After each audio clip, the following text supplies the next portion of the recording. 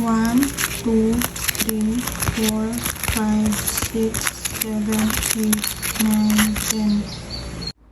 1, 2, 3, 4, 5, 6, 7, 8.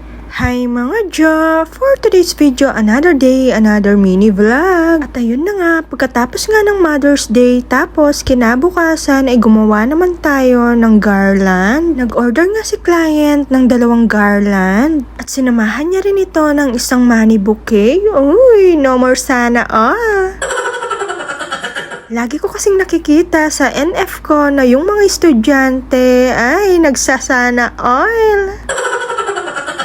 Diyos ko, inyang yakong estudyante Jo, 20 pesos mo, masayang masaya na ako, yay! Ngayon panahon na hindi naman 20 pesos yung anak, may bugne pang balugseke ka.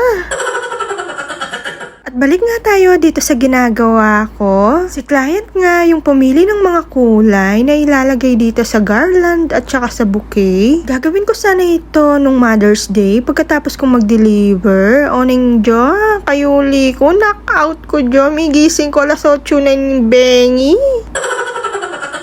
Pagkatapos ko nga dito, magbibilang muna tayo para sa bouquet.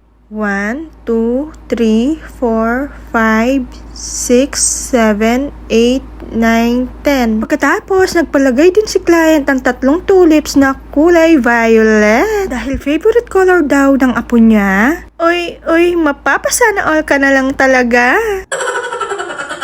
At para po sa mga nagpaplano na mag-order sa akin ng mga garland and bouquet, please lang po, pakiagahan naman po. Dahil limited slot lang po yung kaya kong gawin. Katulad ng Mother's Day nang hihinayang ako dahil sa dami nang nag-order sa akin ay hindi ko na nagawa. Dahil rush order na nga sila at ako lang kasi yung gumagawa. Kaya please lang po sa susunod pakiagahan lang. Paulit-ulit ko pong sinasabi at paulit-ulit ko pong sasabihin na wag po kayong mag-rush order. Kaya pasensya na po kung nakukulitan kayo sa mga sinasabi ko. Ay.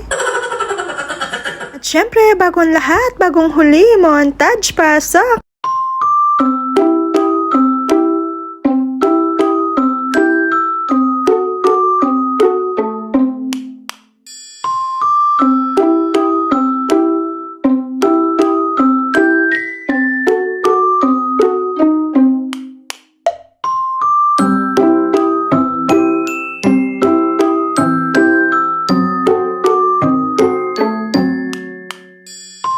Nung natapos ko na, sabay deliver na rin. Syempre, hinintay ko munang mag-alas 6 para iwas sa init. Yay!